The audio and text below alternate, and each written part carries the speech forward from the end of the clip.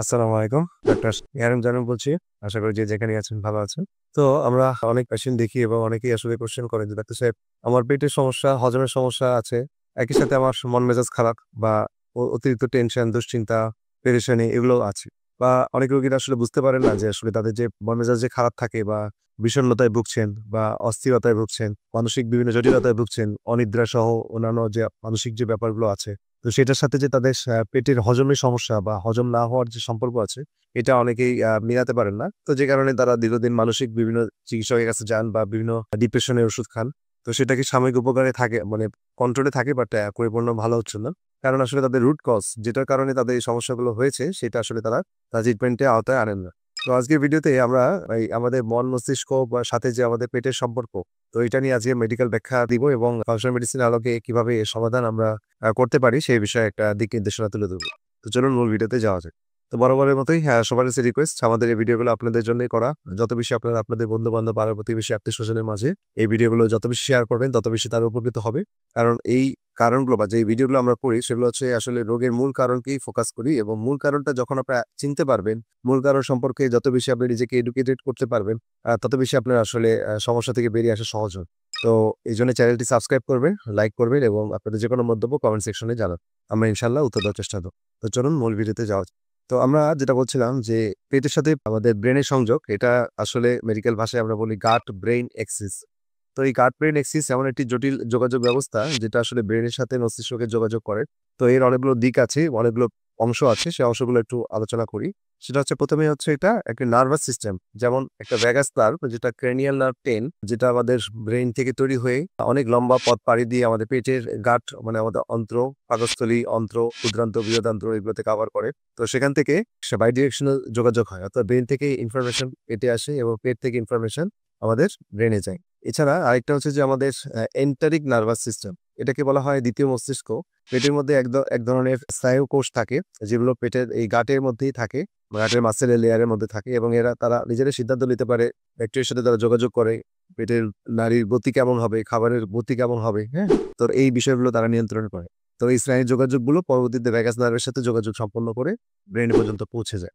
এছাড়া বিভিন্ন নিউরোট্রান্সমিটার যেমন সেরোটোনিন যা 90-95% তৈরি হয় আমাদের এই অন্ত্রে। এছাড়া ডোপামিন, গাবা এই জাতীয় নিউরোট্রান্সমিটারও তৈরি হয় আমাদের পেটে অনেক অংশে এবং যেটা আমাদের মন মেজাজ, টেনশন, ঘুম ভালো রাখতে সাহায্য করে, আমাদের উৎফুল্ল রাখতে সাহায্য করে, আমাদের ডিপ্রেশন কমাতে সাহায্য করে। এই বিষয়গুলো খুব গুরুত্বপূর্ণ।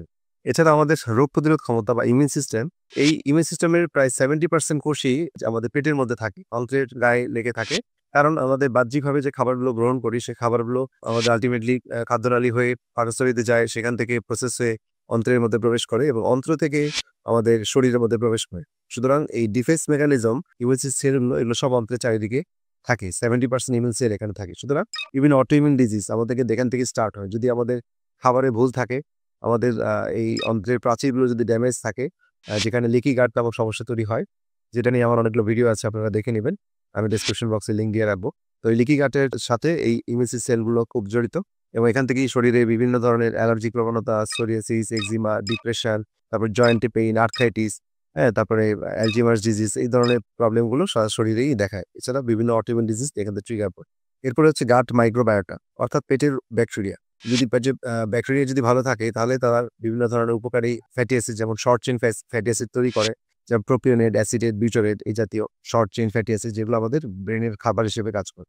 এছাড়া বিভিন্ন হরমোন তৈরি হয় যেমন গ্রেলিন যেটা ক্ষুধা হরমোন এবং লেপটিন যেটা মানে আমাদের স্যাটিয়েটি হরমোন যেটা যত বাড়ে তত আমাদের পেটটা ভরা, ভরা লাগে, ক্ষুধা কমে যায়।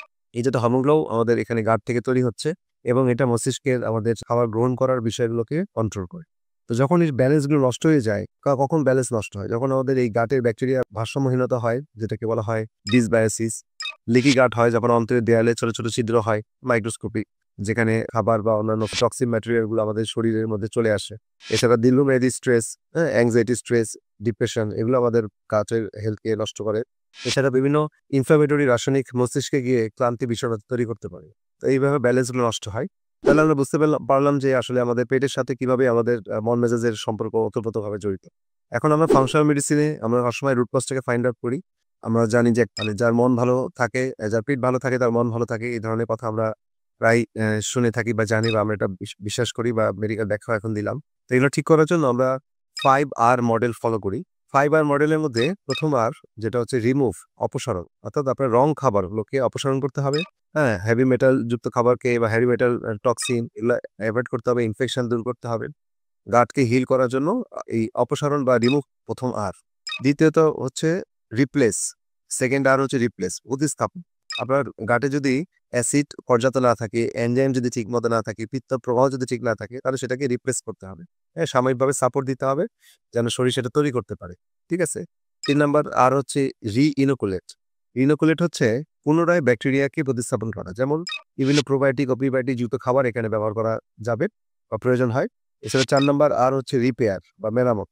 যদি আমাদের গাট ওয়াল যদি হেলথি না থাকে, লিকি গাট থাকে, তাহলে এই গাট ওয়ালের যে সেলগুলো ড্যামেজ হয়ে গেছে সেটাকে বা যে গ্যাপ হয়ে গেছে সেটাকে ঠিক করার জন্য আমাদের এল-গ্লুটামিন জাতীয় amino acid, omega three, zinc, vitamin C, beta carotene যেটা ভিটামিন এ বা কোলাজেন, বোন ব্রথ, হ্যাঁ? এই জাতীয় বিভিন্ন সাপ্লিমেন্ট বা খাবার ব্যবহার করি, যেগুলো আসলে এই গাট হেলথকে ঠিক করে। এছাড়া বিভিন্ন হার্বস আছে।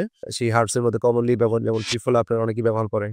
এরকম অনেক হার্বস আছে আর্টিচক সহ, যেগুলো আমাদের গাটের হেলথকে ভালো রাখতে সাহায্য করে। এছাড়া ৫ নাম্বার যেটা বলব রিব্যালেন্স, পুনরায় প্রতিস্থাপন, হ্যাঁ? পুনরায় ব্যালেন্স ঠিক করা। তো এই পুনরায় ব্যালেন্স ঠিক রাখার জন্য আমাদেরকে পর্যাপ্ত স্ট্রেস ফ্রি লাইফ লিড করতে হবে। তারপর হচ্ছে আমাদের লাইফস্টাইল পরিবর্তন আনতে হবে। পর্যাপ্ত ঘুম এবং প্রপার ঘুম, প্রপার টাইমিং এ হ্যাঁ? সঠিক ব্যায়াম, লাইফস্টাইল এগুলো সবগুলো বিষয়গুলো আমাদেরকে দেখতে হবে। তাহলে ফাংশনাল মেডিসিন আমরা এই 5R মডেল ফলো করে আপনার গাটটাকে ঠিক করে নিয়ে আসি। এবং এই গাট ঠিক করার সঙ্গে, সঙ্গে আপনার এই অতিরিক্ত মানসিক পেরেশানি, দুশ্চিন্তা, মন মেজাজ এগুলো আস্তে, আস্তে ভালো হয়ে আসে। তো যাই হোক এখন এই বিষয়গুলো আসলে গুরুত্বপূর্ণ। আর যে রোগগুলো আমরা আক্রান্ত হই, এই সমস্যাগুলো যদি ইমব্যালেন্স থাকে এই গাট ব্রেন এক্সিস এ, যেমন আইবিএস, আইবিডি, তারপরে বিভিন্ন depression, anxiety, stress, brain fog, ADHD, ADD, তারপর হচ্ছে অটিজম এই জাতীয় সমস্যাগুলোর সাথেও পেটের সমস্যা জড়িত। এছাড়া স্কিনের প্রবলেম, সোরিয়াসিস, এক্সিমা যেটা বললাম। এছাড়া আমাদের জয়েন্টে পেইন, বিভিন্ন আর্থ্রাইটিস, বিভিন্ন অটোইমিউন ডিজিজ ট্রিগার, ঘুমের সমস্যা, অতিরিক্ত ক্লান্তি, ফ্যাটিগ, সারাদিনের বিষণ্ণতা, থাইরয়েড প্রবলেম, যেমন অটোইমিউন থাইরয়েড প্রবলেম গুলো শুরু হয় গাট থেকে। তো এই বিষয়গুলো খুব ইম্পোর্টেন্ট। এছাড়া স্কিনের যে বিভিন্ন একনি, ব্রণ, তারপরে স্কিনের লাবণ্যতা নষ্ট হয়ে যাওয়া, বার্ধক্যের ছাপ চলে আসা, এগুলো আমাদের গাট সমস্যা থেকেই শুরু হয়। তো যাই হোক গাট ব্রেন এক্সিস খুবই গুরুত্বপূর্ণ। তো গাট ব্রেন এক্সিসটাকে আসলে সঠিকভাবে চিহ্নিত করতে হবে। আপনার যদি মন মেজাজ খারাপ থাকে, বিষণ্ণতা থাকে, অবশ্যই আপনার হজম শক্তি ঠিক আছে কিনা দেখতে হবে এবং সেটা ঠিক করে রাখার জন্য আমরা যে ফাংশনাল মেডিসিন অ্যাপ্রোচ সেটা আপনার ফলো করলে আপনার এখান থেকে বেরিয়ে আসতে পারবেন ইনশাআল্লাহ। তো আজকের ভিডিও এই পর্যন্তই। সবাই ভালো থাকেন, সুস্থ থাকেন। পরবর্তী ভিডিও দেখার আমন্ত্রণ রইল। আল্লাহ হাফেজ।